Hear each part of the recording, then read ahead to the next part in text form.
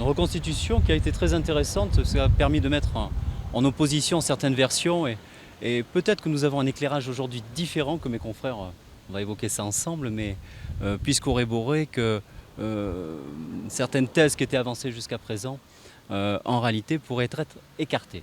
C'est-à-dire? Je ne peux pas rentrer dans le détail du dossier, mais je puis vous garantir que une chose est certaine, c'est qu'il manque véritablement des mises en examen. Toutes les personnes malheureusement n'étaient pas présentes dans ce dossier. Nos clients respectifs qui ont été mis en examen, eux, étaient aujourd'hui présents. Ils ont répondu aux questions de manière éclairée. Et véritablement, on a eu un éclairage qui, pour nous, va nous permettre de travailler sur le dossier véritablement de manière, j'espère, plus satisfaisante. C'est indéniablement un dossier délicat parce que l'enquête a démarré dans des conditions extrêmement laborieuses. Beaucoup de témoins évoquaient de façon convergente la présence probable d'une quinzaine de témoins. Et aujourd'hui, qui voyez-vous? Trois individus. Trois individus dont les témoins, dont les auditions ont été recueillies, vous disent « je ne suis pas certain de l'avoir vu faire ceci, je ne suis pas certain de l'avoir vu faire cela ».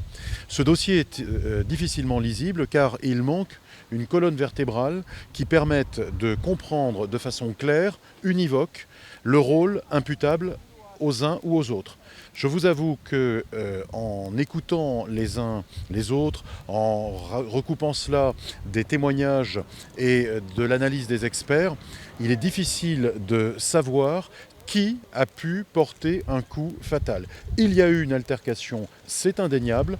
Qui est l'auteur qui a sur les mains la mort de ce malheureux? C'est en l'état impossible à dire. C'est difficile de faire ce constat aujourd'hui parce que ça fait quand même 1 an que l'enquête tâtonne. Nous sommes, je dirais, plutôt maintenant dans la seconde et dernière phase du dossier. Et à la question de savoir qui endosse la mort de ce malheureux, je dirais que c'est, sauf à faire preuve de mauvaise foi, très difficile de l'affirmer avec certitude. Ce que je peux en revanche souligner, c'est que ce transport sur les lieux a été extrêmement fructueux parce que nous avons travaillé jusqu'à présent sur un dossier de papier et là aujourd'hui, nous avons vu in situ ce que certains témoignages avaient d'incroyable ou d'irréaliste. Donc c'est ensuite à nous de faire la synthèse. Ce que je voudrais aussi observer, c'est que l'un des mis en examen qui a été incarcéré il y a maintenant 3 jours pour une prétendue violation du contrôle judiciaire est incarcéré à la maison d'arrêt de Pau depuis 3 jours.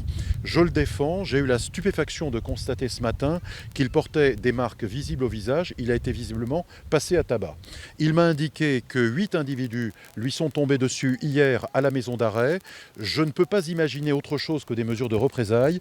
Je dénonce que l'institution judiciaire qui voulait s'assurer de sa présence alors qu'il a comparu mardi, alors qu'il était convoqué, je dénonce que l'institution judiciaire n'ait pas été capable d'assurer sa sécurité. Je vous le dis clairement, j'envisage de déposer une plainte contre la maison d'arrêt parce que je trouve inadmissible qu'un garçon accompagné lors d'une reconstitution se présente avec des stigmates de violence sur le visage. Chacun en tirera les conséquences. Sans surprise, des mis en examen sont contradictoires, on ne saura pas grand-chose. Ce que l'on sait, en revanche, c'est que les versions des témoins confirment que la scène finale et ultime est particulièrement violente et voilà, aboutit au résultat que l'on connaît et au décès de mon client.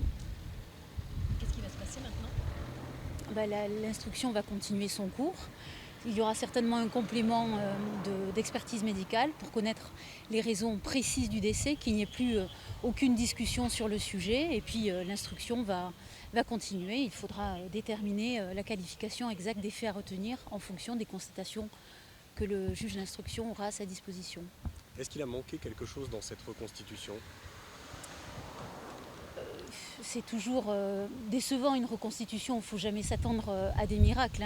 Chacun campe sur ses positions, s'adapte en fonction du contexte. Cette reconstitution est conforme en tous les cas à ce que j'imaginais. On ne va rien apprendre de nouveau, simplement on mesure in situ les faits, on comprend mieux le déroulement et je vous dis cette phase terrible qui est la phase finale et qui enseigne et donne une idée du contexte dans lequel mon client a trouvé la mort.